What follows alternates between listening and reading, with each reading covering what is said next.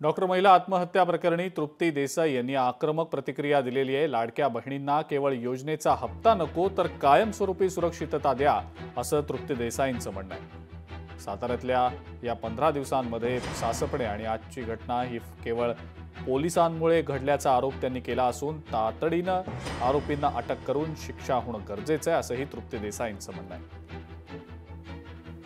आपण या पोलिसाला तात्काळ निलंबितही केलं, परंतु गुन्हा जर आज सकाळी दाखल झालाय तर ताबडतोब पोलीस अधिकारी फरार कसे काय झाले? मग त्यांना पोलिसांनीच अभय दिलंय का? पोलिसांनीच काही गोष्टी त्यांना पळून जायला सांगितल्या का? या आरोपींना ताबडतोब अटक तर झालीच पाहिजे, पण ताबडतोब शिक्षाही होणं गरजेचं आहे।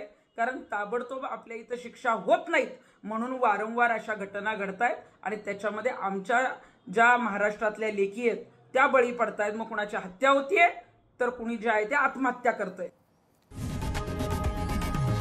लोकशाही मराठी ऐका, पहा, जागरूक रहा।